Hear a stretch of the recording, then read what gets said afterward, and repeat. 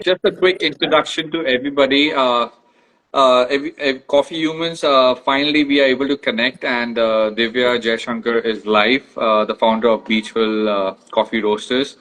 Without delaying any further, Divya, let's just put her on, and just give some like a small background about yourself, a short background intro about yourself, so people know who we Of course. uh, right. Of course. Go ahead. Well, thanks a lot. It's great to be on the podcast, and apologies for all the delay. So I have two journeys in coffee. The first one Correct. is growing up with South Indian filter coffee at home. So I've been drinking coffee from when I was 6, Right. and the second journey starts about in 2013 when I moved to New York, and I was looking for a way to find filter coffee there to drink, because Right. obviously it's a different market and it's a black coffee market largely. Right. And in discovering what it takes to make a good cup of filter coffee, 10,000 miles away from home, I think I started discovering the other types of coffee, which is Correct. espresso, everything else, V60, pour over, and I of course, one of my personal favorites is the AeroPress. So from then it was a short step to roasting. So I apprenticed with this large traditional roaster in Brooklyn, and Right. we also imported some Indian coffees over there, and I was roasting those coffees, and I had a small D2C e-commerce platform, but the largest part of Right. our business was supplying to restaurant chains, Indian restaurant chains in the tri-state area. So we did this for about a year, and we had to Right. move back in 2015, and it was a natural extension. In 2015, I think the Indian specialty coffee movement was still in its infancy. So I mean, So we had at that you point. moving to sorry to cut you, but so you moving to the US. I mean, if people don't know, or I forgot, I missed out. Mhm. Divya Jaishankar is an IMM from Bangalore, MBA. Yeah, You done an exactly. MBA, right? If I'm correct. Yeah, correct. So Yeah. what was the major reason for you to move to US? Is this something to do with the coffee, or Not at all. the coffee No, no, it thing was just personal. happened? The coffee happened. I moved because I got married. My husband Okay. was doing his talk at that point in Oh, time. brilliant. So he was commuting for work, but we were stationed in New York at that point. And Correct. the coffee just happened because I think every South Indian or every person who loves South Indian filter coffee who moves there has the story of trying to find the Right. perfect South Indian filter coffee Correct. blend, which Correct. is really hard to get. And so most people import, just take back packs of coffee from home. But my mother is a huge proponent of fresh roasted, fresh ground coffee. So I could Correct. tell, I mean, growing up around her, I could tell stale coffee within a minute. So Correct. I didn't feel happy about taking back 3 kgs of coffee every time I traveled and storing it in the freezer. Right. And so from there, it became a journey of coffee discovery. And so the love for coffee has always been there, and it's there in my family. But the discovery of different types of brewing happened when I was in New York. So yeah, absolutely, just an accidental story of how I got it. Because otherwise, I'm an engineer, MBA, and I worked at a consulting firm for a few months, for about a year and a half, Right. before I moved to New York. So it's just one of those stories. And coffee's had me hooked since 2013, like commercial, specialty coffee, and the Right. commercial side of the here. So yeah, so that's what I've been doing since 2013. So, I mean, that's like a wonderful, a background of the whole coffee journey, how it all started and stuff. I mean, I believe you had like a venture with the locals where you started learning coffee. I Yeah, can't place the name. it's called I've Mad written Rush it down. Coffee. Mad Madras Rush Coffee, Coffee. and Yes. you were working in with those people, and then Yeah. just to get the hang of it as to Correct. how the whole process works. I mean, give us an insight about how that also happened. Sure. So so I had taken what ended up happening was we decided to do filter coffee stalls in a lot of these farmers markets that you see around. Now they've become commonplace in the US, but in New York Right, at that time, there were one or two farmers markets who used to do weekend markets. So we basically tied up with another Indian vendor who does chart, and right, she wanted us to do the beverage side of things. So that's how it all started. So I used to, we tied up with this company in Chennai called Leo Coffee, which is well known for South Indian filter coffee. So they have their own estates, they roast and they retail. So we took the ground coffee back to New York. We had an industrial size, about a 25-liter decoction brewer, which we used to brew on the day of the fair. Wow. And Okay. we used to, yeah, it was quite intense. So we used to take those 25 liters along. And at that point, it was summer. It was, June, July, August over there. So we Right. couldn't really find a way to heat coffee without it becoming a little, annoying after a point with your milk skins getting stuck and stuff. So we did cold coffees. We Correct. did a black coffee with the decoction. We did a cold coffee with the decoction and some simple sugar syrup. And it took off very well. There was a lot of excellent response. And from there, basically, it was a small step towards me getting into understanding what it would take to import coffee and roast. Right. Because obviously the coffee was getting stale after a certain Eh, point. and I those could are like taste my series of questions that I would want to ask right, because of course. I know I would want to know the hardships that you must have gone through to import or to Yeah, get yeah, beans exported now that you have your own brand which is made in India as in the Beachville coffee roasters. So right. I'm pretty excited and very Lots of curious to know how stories. what Yeah, was the whole journey, you know. I mean, I'm right. sure the viewers are watching us will also be keen to know that. So yeah, Sure. So, yeah, for roasting and for learning roasting, honestly, it's both easy and difficult. Easy because you see so much of it in front of you. So there are these so New York, we lived in Manhattan, which is a tiny island, right. and live in a, like a square foot of space there is going to cost you an arm and a leg to do anything Yeah, business-wise. true. But you go out into, outside, you cross the bridge and you go out to the other boroughs, you go to Brooklyn, you go to Queens.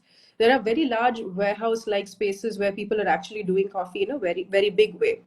But so you see the roasting happening, but I mean, I'm a roaster now, so I understand it's a very small community, right? So they're Correct. very wary of anybody who walks up to them and says, "Oh, I'm interested in coffee. I want to learn," which is what I was doing at that point in time, like a Right. very new kind of an Back in the energy. day. Yeah, yeah, in 2013. So there was thankfully one roaster who so what I did was I went and spoke to importers in New York. There's this company called Royal Coffee. The problem Right. with Indian coffee in the US is it's so far away. It's literally half a world in, Right. whichever way you try to travel. And hence the representation of Indian coffees is very small. So I found this importer who just did one Indian coffee, which is from the Ratnagiri estate, which is the Ratnagiri estate, which is becoming super popular now. And Right. by the time the coffee reached there from the fresh harvest, it was at that point of time. I think the harvest here gets done by Jan, and the coffees are ready by April, ready to ship. Right. By the time we received the fresh harvest there, I think it was October, November. So yeah, so I decided that my trying to go talk to people saying, "Oh, I want to be a roaster," isn't working, and obviously Right. for good reason. To them, I was just somebody who had For no skin. obvious reasons, rather. Yeah. So, I mean, they wouldn't know whether it was a waste of their time or not. So, what I did was I bought a couple of bags of the Ratnagiri coffee, right? And this is 60 kg bags like we deal with here. And each, if I remember right, each kg of coffee, each pound of coffee, which is around half a kg, was about $5 or $6. It was specialty coffee, right? Okay. So, probably a little more. I'm forgetting, maybe $8 per pound. It was a large enough amount that I could actually go to these roasters and say, look, I have this coffee which I need to get roasted because I have, clients sitting ABC and I have to Right. get it out to them tomorrow. That was a way to get their attention. So I Ah, found this nice. I found this company in Brooklyn which roasts actually probably like 20, 30 tons of coffee in a month. They have these large industrial Wow. size, like 200, 300 kg roasters. Thankfully, they had a 20 kg Pro Bath sitting over there. So I went and I told them I want to learn on that machine because I want to learn. I want to roast my own coffee and I want to learn on that machine. So then they took me through this, and now I was a client, right? Because I told them, Yes. "I'll you please roast for me," and hence I could Right. ask them for favors, and I told them, "Please teach me how to roast and please teach me how to taste coffee."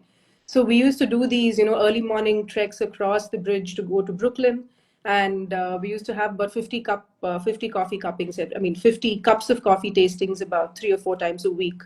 And through Right. that, I learned a lot about, Kenyan coffees, Ethiopian, Colombian, all the typical coffees that an American roaster works Right. with.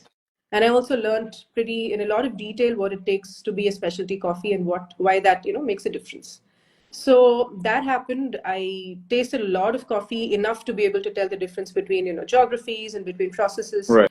And I also learned how to roast. So the next 8-9 months while we were there, I spent in just roasting coffee and tying up with a few Indian restaurants around the city, doing a few tasting workshops, building out an e-commerce platform, and putting our products online. So a lot of it was just spent building out this business and seeing if there's Right. viability. For Indian coffee, it was still, compared to a Colombian at that point in time, Of compared course. to anything else, there's not Yeah. much representation. I mean, you take our entire set of coffees over there, then you have a voice. But I was speaking with one coffee. So Right. it was at that point of time a long ways to go. I think now the representation visibility is so much better. But so that was one more hardship, right? Going and talking to somebody about Indian coffee as an origin. So then I started talking about Indian coffee through the beverage, right? Through South Indian filter coffee and saying, Right. look, try this. It's a very easy device to use. And so then And that, and the one what you would make was with chicory as well, or without chicory, no, the filter coffee? it was without chicory. It was all Arabica and it was without chicory. Okay. Although one or two of the restaurant chains liked using chicory, so I used to suggest, okay, you can pick up chicory from Amazon. It was easily available. So Right. then you can just buy chicory on Amazon and add it in a certain ratio, and they were fine with that. But we Correct. didn't, actually Okay. supply coffee with chicory. Yeah, Right. so this was where I learned roasting and where I learned about different roasts and trial by fire, right? You get thrown into the deep end, and I had clients that I had to roast coffee for. So essentially, I started roasting for them, and they would get back with feedback. It needs to be lighter, or it needs to be more flavorful, or darker, Right. etc. And that's essentially when I learned most of my roasting. In 2015, we moved back, and again for personal reasons, we moved back, and I continued to run that business for about 6 months from here, traveling 2 or 3 times. But it was a Okay. little, too much sitting outside Right. of the US, so we shut that down end of 2015. But by then, I had enough of an understanding of the Indian coffee Enough base market. cover basically for yourself. Correct. Right. So in 2015, I started traveling to estates and reaching out to different estates and different plantation owners and building a base over here of the kind of relationships that most of them continue to this day for us. So it just became an Right. extension of what I was doing back in the US. I mean, I mean, it's very seldom that, as you rightly said, there are very handful of people who are keen on learning the art of Hmm. roasting, and probably you are like one of the few. Nowadays, there are a lot of roasters in India, but there are very few who are authorized to train. Do you have Mhm. anything in mind that you would want to, uh, you know, train people, which comes under the umbrella of SCA certification as well? I'm sure not everybody can go through the hardship, because not everybody would have the burning desire that you had when you were in New York, like how you started your coffee journey in search of a good coffee, Sure. especially to be precise, a filter coffee. And when you realize there's none, and it was like, no, I have to get this. Divya has to get this thing in New York. You know what I Correct. mean? Correct. So, I mean, what's your take on this? I think you're definitely right. It takes a lot of perseverance to be a roaster, and it takes so much more to teach that to somebody, right? Right. So I think when I we are now a team of three. So I'm the person who sets the profile roasts, and I still roast, of Right. course, when I get a chance. We have a head roaster who handles most of the production roasts, and we've just hired somebody as a junior roaster. And I think anybody who roasts anywhere in the world will tell you, hiring somebody and then training them to do a good roast, and then training them to want to Yeah. stay. It's I like think basically those, starting from scratch. yes. So that is the most difficult. That's the biggest challenge I've faced building out the roastery division of my company. Right. Because it's not easy roasting day in, day out. Yeah. Whichever city, but especially in a place like Chennai where just standing anywhere is hot. and then you stand next to a roaster which is basically emitting heat at you, Yeah. and it makes the best of people want to run away.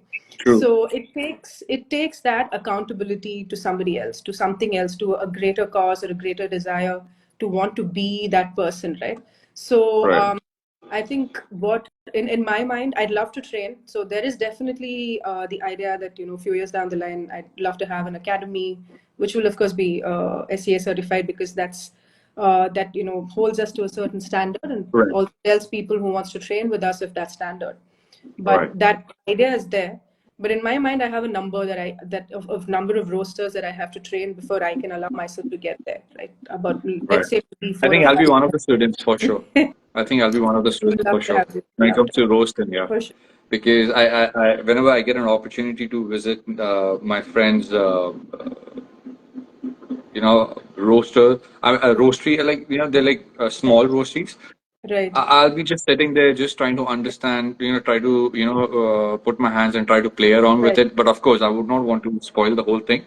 So I will try to play around on the bullet roaster or Of course. Yeah. roasters like nowadays, very fancy roaster from Nucleus is called Link roasters. Okay. So last week Get that. I was in Nasik.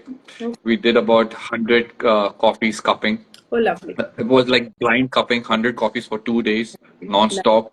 Nice. So by Sounds the end of it, my palate was absolutely fatigued. My brain was shut down. My nose was gone for a toss. of Because we course. did a lot of dry aroma, wet Correct. aroma, and all of that, and then we tried our hands on Link as Correct. well. Oh, So lovely. it was very fun, fruitful, Right. very lot to take in, Yes. more than lot to process rather, Correct. I would say, than taking in. But yeah, it was fun. But only you can enjoy. One can only enjoy when he or she literally has the love for coffee, or I don't know.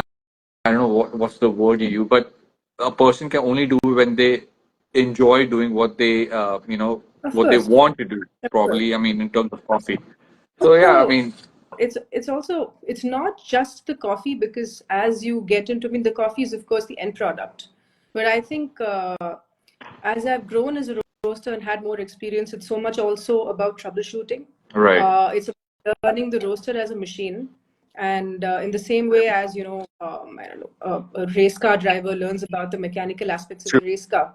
It's about learning about weather, because every 3 months I have to change my profile, and every 1.5 months I'll have Yes. to tweak it a little bit. So it's about, so I tell anybody who joins, anybody who wants to join, anybody who comes to the roastery to see our machine, see us in action. It's not just about the coffee, it's not just about your palate. It's about learning the machine, it's about learning how to handle a machine. Like, you should be able to break down your machine, clean it, take it apart Yes. entirely, clear it, put it back by yourself. And I've done that multiple times, and I'm comfortable doing it. So you can't be, wary around grease and dust and etc. Working with, all your tools. You Yeah. have to be able to do it, because that's the trick of your trade. It's also about learning to be a weather woman or a weatherman, because you need to know, Yes. what the, Very true. airspeed, Very yeah, true. what the airspeed is, right, like what the humidity is like, what is your temperature like. Some days, and I work with a Diedrich, so we work a lot with airflow, and so some days it's boiling hot, but the air is a little cool. So Right. I need to adjust my batch size and my temperatures and my gas pressures to a certain level. Right. But the moment I try to put and introduce some airflow, my profile is changing a bit. So I need to be aware of that. So it's about being a weather woman, also understanding what's going around. So it's not Right. just for people who like challenges in different formats and not just doing the same thing again. Roasting is incredible fun, but you need to, stay the distance. You need to Have the do it. passion as well. Yes, absolutely. Correct. Correct. Absolutely. I mean, more than passion, you have to have that liking to do it, because Right. roasting becomes very niche category where you cannot just develop the liking for it. It has Right. to come, or it has to be there in your system from the Correct. inception. Correct. You know what I mean? It's a certain kind of a it's a certain kind of a person. Correct. No, I completely agree. Yeah. Yeah. I mean, I want to know, why did you choose Probat per se? As in, I'm sure there are a lot of other machines which is at par or better than Probat No, no, in producing. I have a Diedrich. Sorry, I have a Diedrich, the US Diedrich. machine. Okay, okay. But there are very few people who opt for Lauren as well, because I've heard Right. very good stuff about Lauren as well. Right. Do you have any thing or anything to say on those kind of machines or Yeah, yeah. I think the luring, I actually haven't had a chance to try it out myself. I've seen it in action only once. right, I'd love to spend a little more time with it, but I think from what I understand, I think once people get used to a fluid bed machine like the luring, it's very, very difficult for them to go back to anything else. So that is a very right, fundamental, I think, drum roaster versus the the luring is classic, fluid bed machine that you're talking about, right? Yeah. right, So I think that's a fundamental difference. And the loading is also fair bit of capital to put in, right? So I think yeah, that's a commercial decision that you should be okay with taking. Um, when it comes to within drum roasters, I think the choice between A, B, or C, for me, it's just about. I think a lot of my liking for coffees which are not South Indian filter coffee come from the American third wave movement. And the coffees there tend to be juicy and a little drawn out, right, in terms of the profile of the cup. Not right, very not very body heavy that stand up with milk, which is what you would, usually roast for if you're sitting in a country like India, because right. obviously 90% of beverages, coffee beverages we sell are milk based. But for me, But there are I two think different. now it's sorry to cut you there, but now I think the trend is completely changing. Huh? It It's is there are a changing. lot of roasters. I think most of the roasters now prefer roasting profiles which are more on the lines of black coffee, like Mm, your mm, manual brew, pour overs, right, right. more washed coffee. I mean, I know in India people love their coffee, natural coffees. But Yes, I always tell them, once you start loving the washed coffee, the florals correct. specific, I can guarantee you, you guys will never go back to your natural coffee, no matter how good the coffee is. Absolutely. But now the trend is actually taking a 360-degree turn, which I'm actually also enjoying it Getting and back to what? watching. And yes, Nice. so I mean, a lot Good. of people are opting for washed coffee. A lot of people are opting for black pour overs rather than the milk-based Right. drink. Of course, there are Right. espresso profile where you can Correct. opt for milk as well. But then again, people are also enjoying the whole feel of Correct. black coffee. Black. So yeah, No, you absolutely. can continue now. I just wanted to just add the point in No, no, that. of course, of course. So there is definitely I mean, that is, the entire essence of our specialty coffee movement. Right, So it's really to see, how that happens. But I think so it's becoming two different target segments in some sense. There's one segment that drinks coffee a certain way and has been drinking it a certain way, which is either a South Indian filter coffee or they have that coffee machine at home. right, And it's about introducing the new flavors to them, right? So right, introducing high elevation coffees, either fruity or floral or nutty, caramelly, things like that to them. And that's been what we've been working with our filter coffee. Then of course you have your black coffee, which is where we were. I think when we started out, we were one of the few people who were also roasting for black coffee. So a very very lighter profile and right, kind of a more tea-like profile. So it's interesting to somebody who drinks your latte and your cappuccino, your espresso roast, and then on the other side you suddenly drink this coffee as a black coffee.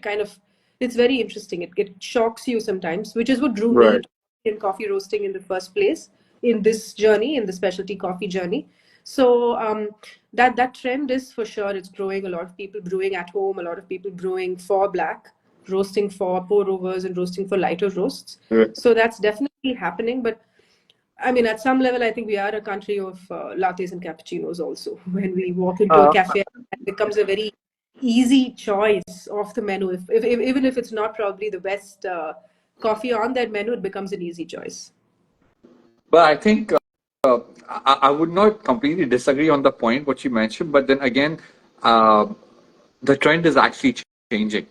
I can tell you that for sure. I'm sure you have your own cafe, you're a roaster, Right, you must be roasting so many coffees in a day. So you tend to understand, okay, this is a trend happening. Oh my God, I'm right, just of course, flabbergasted. You know what I mean? of course, yeah, yeah. So yes, the trend is changing. Yes, there Mm, are set of people who would just want to go to a cafe and order their usual cappuccinos and latte. In fact, there are so many cafes who don't even serve potato or don't right, even serve piccolo or don't even right, serve ristretto.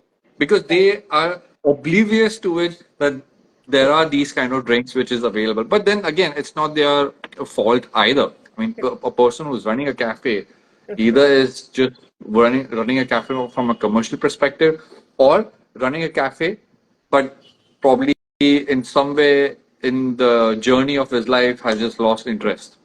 Right. Either of the two ways. I mean, there cannot be any third way that I see. If y'all can see, please correct me.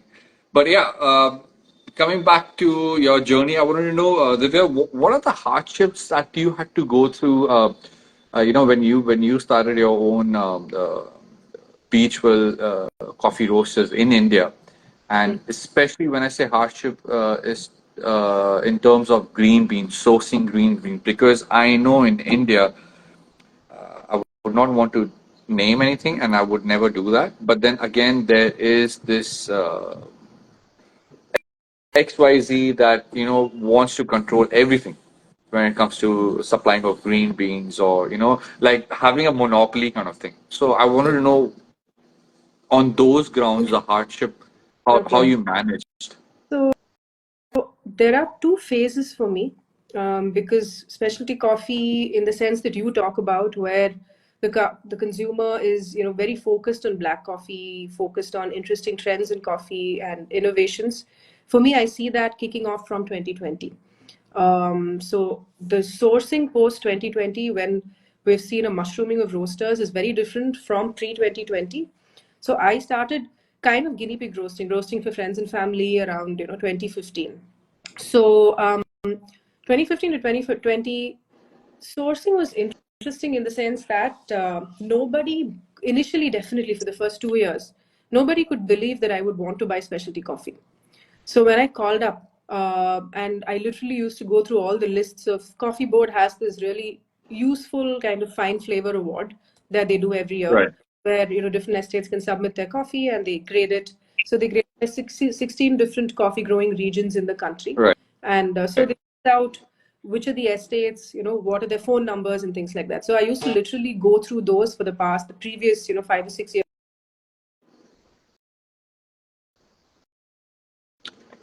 yeah, Can you hear me now? yeah, Yeah. So I used to go through the previous the fine flavor award winners for the previous 5 or 6 years and pick up estate phone numbers, have a list, call up all of them. None of them right, could understand or believe me when I say I wanted to buy specialty coffee. They'd be like, "No, madam, that's only for export. That comes at a very high price. Please buy this or that or whatever." And I'd be like, "No, I know what I'm talking about."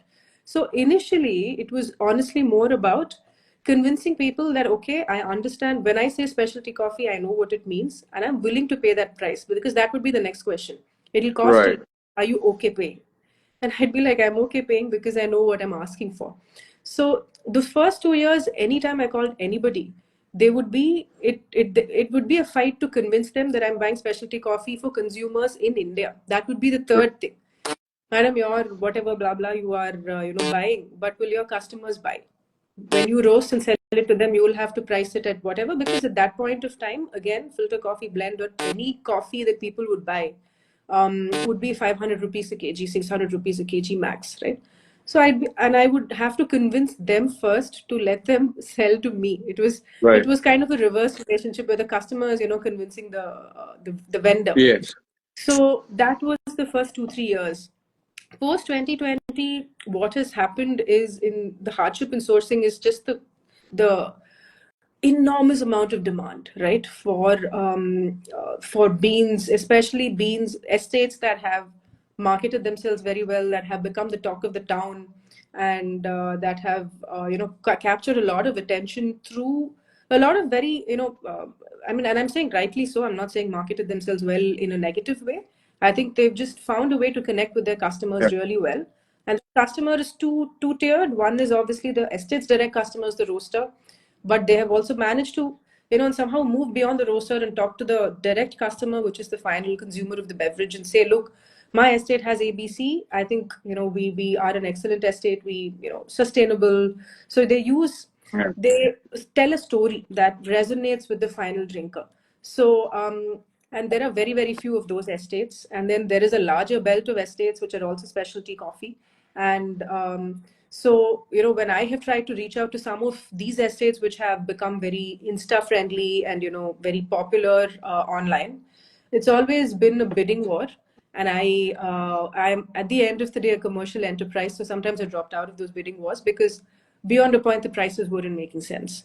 So I think what has now ended up happening is we have had relationships with about 5 estates for the past 6 years, Right. and so they know what I want, they know what I like as a roaster, and they'll keep aside a certain amount of their coffee, come what may. And if I want anything more than that, I'll have to be a little early and strike out a deal with Right. them saying, give me your 2 tons, 3 tons of this particular lot, micro lot, whatever extra. Right. That, but otherwise, my basic coffees still come from these 5, 6 estates, and that's not going to change. There are we have the space for about 2, 3 more. Can I get some water? Sorry, I Yeah. just Yeah. need. Please go ahead. Gonna Please. take Please. a Please drink. go ahead. Back.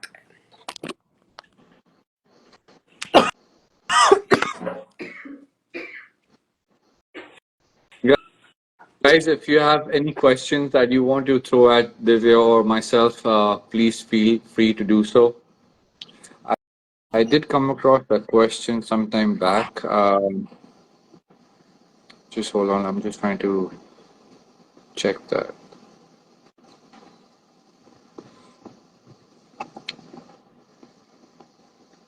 I can't find that question. I mean, anybody has any question, please message me, message Divya.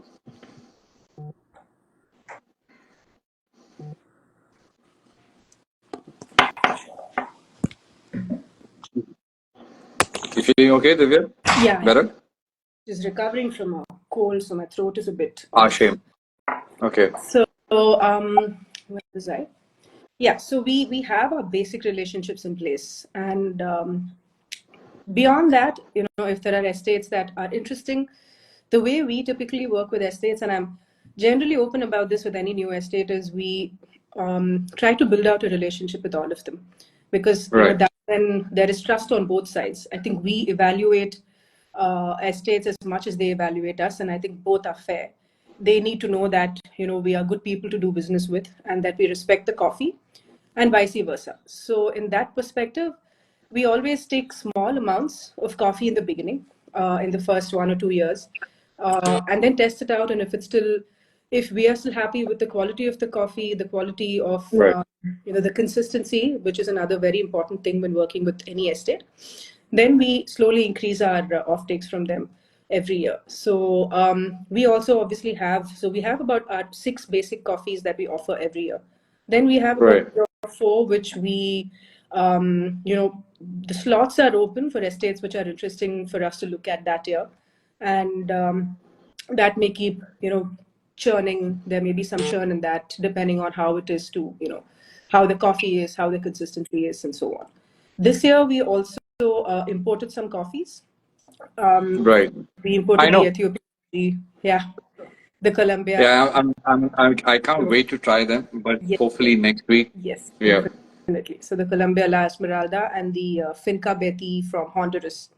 So that is, I mean, that's been the hardest, honestly, hardest sourcing I've ever done. I mean, aside from the sky high price, um, Yeah. the entire customs and just importing that has been incredibly difficult. And I've been told that the second or third time that you import, I mean, it gets progressively more difficult. So we'll see. I mean, we're getting nearing the end of the slot, so we'll have to place our order soon. But These for are me, some it's of been the challenges where, I really feel that, India needs to step up. You know what I mean? I mean, absolutely. I don't know. I just sometimes it's just disheartening to see that people like you or people who are like so genuinely have the passion for coffee or have the passion for any product, not just coffee in general, and they want to import and give the best to their home crowd. And Right. for that, they have to struggle so much. I mean, I know India has like a restriction as to what should be imported and what not should be imported and what should be consumed, which is grown in India. I completely understand and I'm with them. But then again, there should be some leeway, like a leverage where, okay, you know what, in a year, this is the number of percentage which is allowed. Do that. Once that is full, then you have to wait it on the next year. You understand my point? What I'm trying to say? At Of least course. in this way, you're not depriving the local consumers who really want that.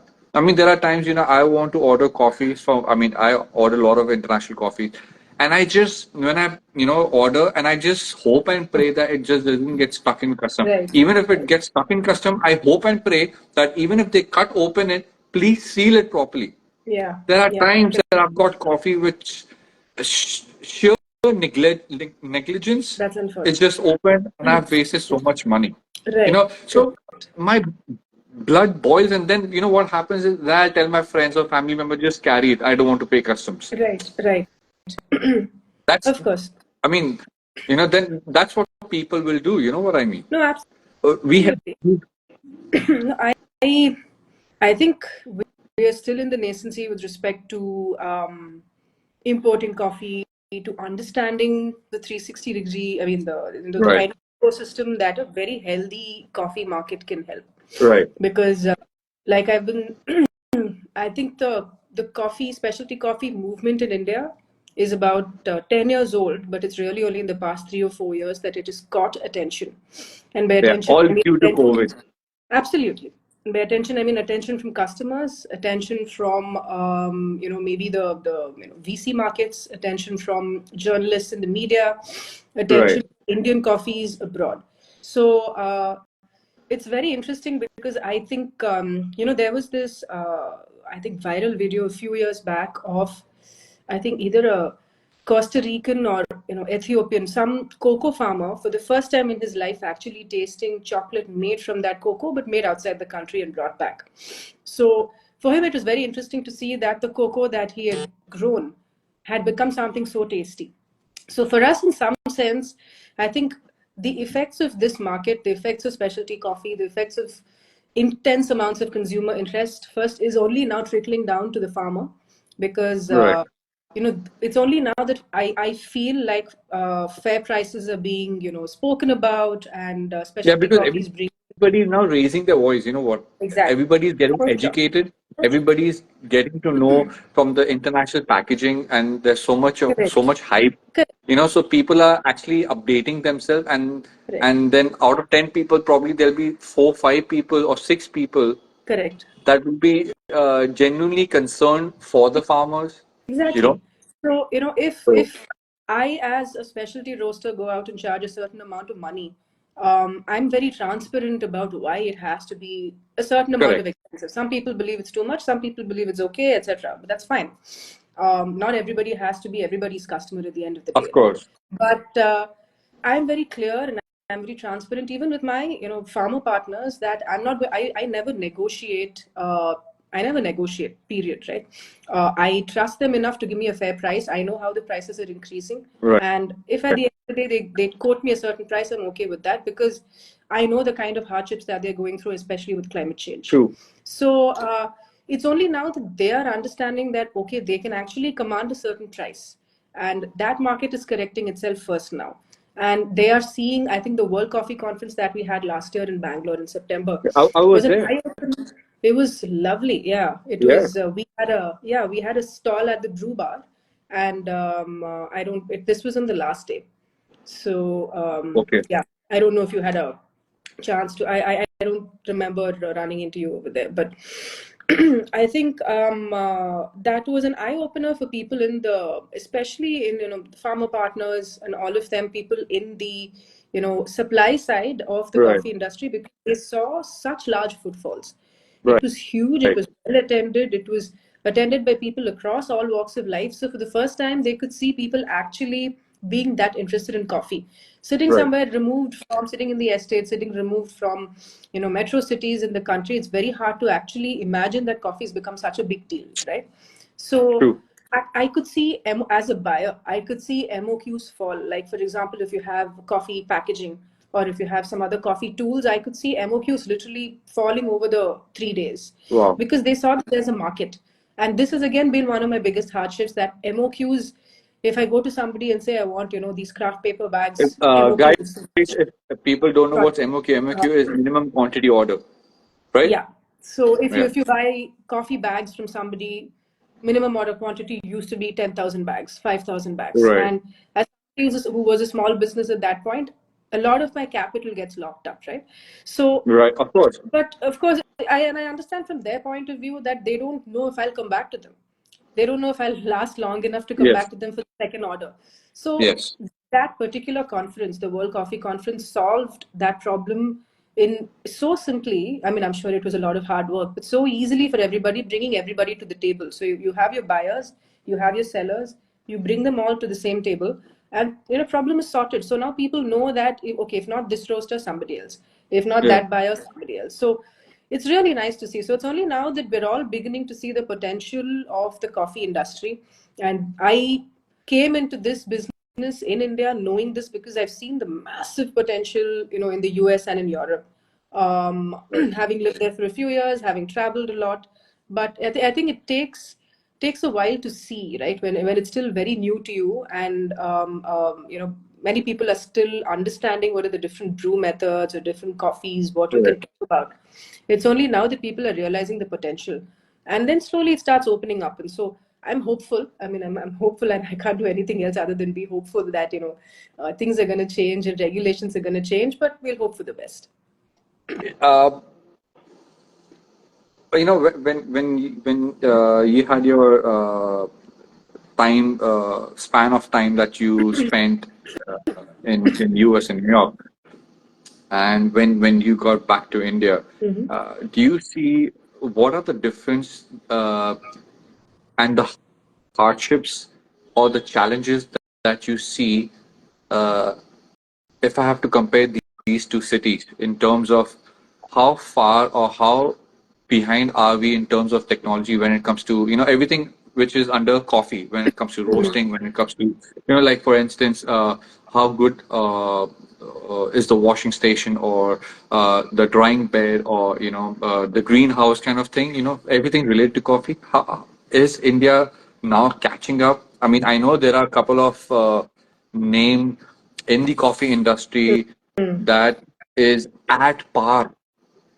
Even US cannot compare to what this gentleman, I mean, I will not take his name, but this gentleman has or is doing for his estate. I mean, he Right. is just phenomenal, whatever he is doing. I mean, you'll not have those kind of structures or facilities what in Colombia that you have it in India. Right. I can vouch for that. I can guarantee you that. If I'm saying with so much conviction, that means I have read about it. And Mm-hmm. this I've got the information firsthand. So yeah. But then again, it's just one or two. But then Of again, course. from your journey, what do you think? Honestly, some of the estates that we work with, and even beyond them, many of the estates that I have seen, um, a lot of their processing technology, I think, is on par with the best in the world, if not better. And they come from a place of a lot of passion. They come from a place of a lot of respect for the coffee. Right. But of course, it's always two stories, right? For every estate that has done this, and some of these estates that we work with actually provide these kind of processing facilities for other estates at a very, very nominal fee. So Right. they help their community, Sorry. extensively. But of course, we'll always also hear about stories of other, people who abandon their coffee estates because it is too much. Speaking about roasting, it definitely is too much work to run a coffee estate as well. So there's always going to be both worlds, but I truly believe that the facilities that many of the estates that I've seen, the that is the best of the specialty estates are truly on par, if not better, than anywhere else in the world. And we also have to definitely remember Yeah, that. I'm feeling so happy just to hear this. Just by hearing this, No, I'm feeling so absolutely. happy. Absolutely. Yeah. And they are all very I mean, aware. even though I have not got Right. the opportunity to see the estate, Of what you're course. mentioning, but then again, I can just visually, Of course. feel Of happy course. or, Yeah, just yeah. imagine, okay, No, they're getting the definitely. I not best, but honestly, good.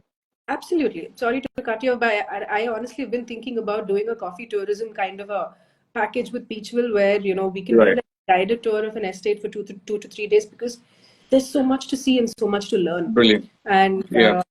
these estates are on top of everything. They are on top of new farming practices, new varietals of coffee, working closely with the coffee board to use their biotechnology, microbiology, whichever part of the science that is, to find out new varietals that are going to deal with climate change, figuring out a way to deal with rising heat, rising temperatures, unseasonal rainfall, everything. They are on top of everything. And I think what we have to understand is that this intense coffee drinking period started from 2020, but all these estates have been exporting coffee from way before Yeah. that. They've been exporting coffee from 91 when the economy opened up. And I mean, if we are discerning, buyers globally are much, much more so. So when they export to a Japan or a South Korea or an Australia, all of these are extremely coffee friendly markets, and they know their coffee. So they keep coming back to these same estates year after year and picking up. I compete with them in some sense. So I Right. have to talk to the estate and say, look, don't give it to that buyer in Japan. Please keep some more for me. So, Right. But then again, these you guys have know to their match up to the price also, what farmers, if a farmer is absolutely. giving to Yes, for like absolutely. for $1 and we just buying it for like Correct. 100 rupees, you know what Correct. I mean? So Correct. Correct. it will Yeah, be a loss for a farmer, but then again, it's on us that we match up to that price and it give is. that, It is. So if we're and talking that about, becomes a challenge also. it is. So that's why the average price is now, when I was buying specialty coffee, in 2015, it was probably 300, 350 max per kg. Now we're way above that. We're almost at double that or close to double of that, right? So Even because we have to, Robusta, for instance, Divya, Robusta is literally Robusta is matching up to 350, Arabica green beans, or probably is at par with Arabica. I was absolutely. shocked. Absolutely. Because Robustas are also now being, globally they're coming into prominence. Vietnamese Robustas and Indian Robustas are coming into prominence because people see, mainly we don't have enough Arabica coffee to match all the demand.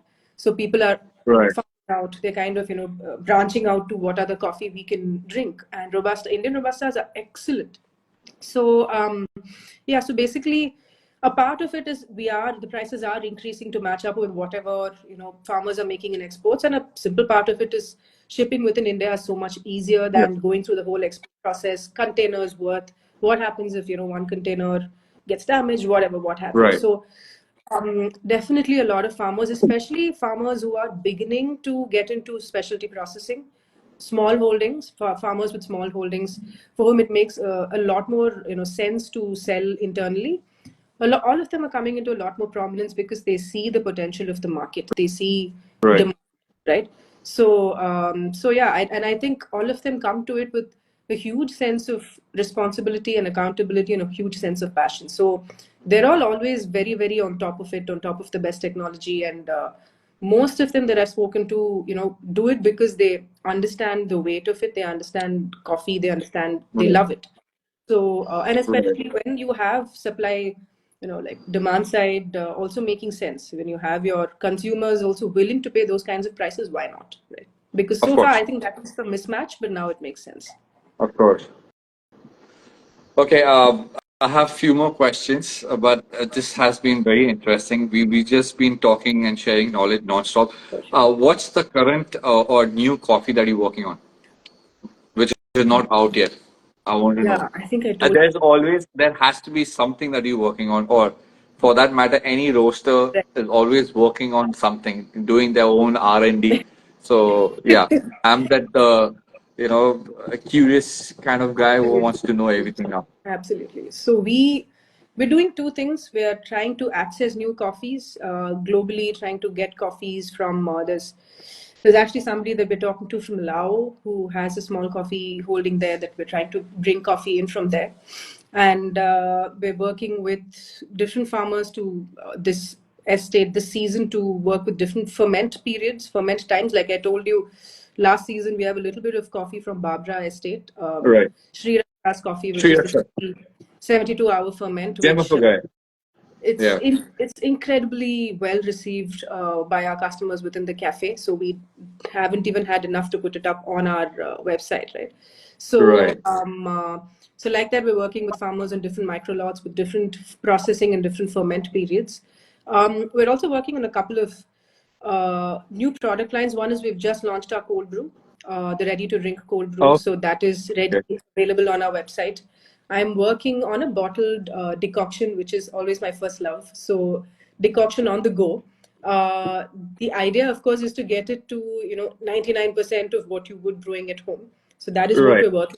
But if we, right. and I believe we'll crack that within the next couple of months. And once we do, I think we have just so much more power in terms of being able to give good amounts of a lot of flexibility to people who travel, people who like coffee a certain way, and Brilliant. a lot of that. We're also beginning to export our coffees to roasted coffee, ship roasted coffees to Singapore in the Middle East Oh, from 2 weeks from now. lovely. Yeah, so Singapore, then let me know. I will connect you with somebody. I will not say the name. He was okay, here some okay, time back. perfect. So he had sent me some roasted coffee. He's also a roaster. And Oh, Divya, oh lovely. my Okay, God, I was I'll just, try it that. just blew my socks away. I can just tell Lovely. you that. Okay. Thermal shock, thermal shock. I'll just tell you few notes. Ah, Thermal shock process, washed, grapefruit and pineapple. Oh my God. I've never tasted such wonderful coffee. So I will lovely. put Okay, you on I love to to try. him. I will get you Mhm. connected because he also wants to do something. Okay, So yeah, that would be brilliant. perfect. Yeah. To, yeah. So I mean, we almost literally on the last leg of the show, or rather, it's already two. But Yeah. yeah, I mean, before signing off, I wanted to know if you are, if you've taken up any courses or you're doing any courses or uh, any books that you read or you recommend people to have a read on that or stuff anything on those lines. Um, Books that I read, The Roaster's Companion by Scott Rao. That's like my Bible. But from a consumer side perspective, I think the Barista magazine, a lot of these magazines, periodicals are actually great places to learn about coffee. So the Barista Right. magazine and I forget there was the Sprudge and John. Perfect Daily Grind are also really nice reads if you're just looking at coffee, trying to understand Right. what's happening, because they give you like a 360-degree view across different geographies and different continents. So these are great Correct. reads to just and they're all like short 1 to 3 minute reads. So it's easy to get into Right. the world of coffee with that as well. So yeah, certifications wise, I think so. I don't know if the Kapi Shastra is still running. The coffee boards, they have a 5-day workshop, and Okay. that was when I moved back to India. That was one of the first things that I did. The Kapi Shastra, where they talk a lot. They basically it's like a very very condensed version of their coffee board diploma, which they run for 2 years. So they talk about the plantation Right. side, they talk about the roasting side, and the brewing side, and you get a little bit of roasting experience. Sorry. Sorry. I think I made you speak enough today, huh? If I knew that you're having a bad throat, we could have just postponed the show. But good, we didn't. So sorry. Wicked me. But yeah, I mean, That's coming to courses, to your viewers, or even if your people at the cafe who are interested to be certified from SCA. I've tied up with Vivace Cafe in Kharghar in Bombay. okay. The owner is Caleb. Mm-hmm. He's a ASP, authorized I see. person from SCA. Okay, So nice. if anybody wants to, have their courses certified or, go through that governing body of SCA, they can just, give my name, Beards Brew, and probably avail some discount. Or whoever is going, just give me a list of it, and then I will pass it on to Caleb.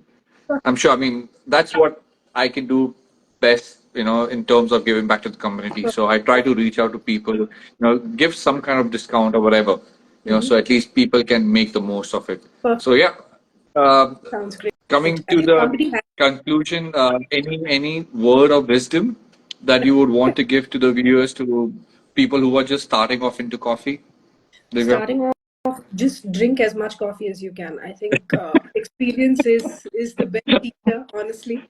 Right, If you're able to travel, get your hands on, or somebody is traveling, get your hands on as much international coffee as you can. And taste as much Indian coffee as you can, because the more coffees from different origins you taste, right, the better your palate will be. That's it. And then from then on, you can figure out what you want to do, which side of the coffee chain you want to be in. But brilliant. yeah, taste, taste, and taste. That's it. Uh, Coming back to your the Beachville cafe, thing that you were talking about. Let's connect on that, and Yes. I would be more keen on doing that as well. Of course. That project, I can take it as a project, like a tour guide or whatever. Of course. We can work on it as to how we can, because I would also want to see those farm, because it's been in my to do list for Perfect. a very long time. So Definitely. yeah, brilliant. Definitely. Lovely. Thank Thanks you, so much. Divya. It was such a pleasure to talk to you and finally Same meet here. you. Thank you. And hopefully, we'll visit Chennai as well, because that's also a long pending place. A lot of people that have connected on Instagram, Nice. through coffee, through community, that been asking me to visit them. So I'll have more reasons to Of visit course. Chennai and to meet Please you do. and to see the whole roastery and the whole roasting process. Definitely. Thank you so much. Divya, you have anything to say, and we can call it a day. Been a pleasure, Nitin. Thank you so much. And thanks to everyone who's been with us today on the podcast. Thanks. Thanks a lot. Brilliant. Thanks, Divya. You have a good one. Take care and take it easy. Thank you. Bye bye.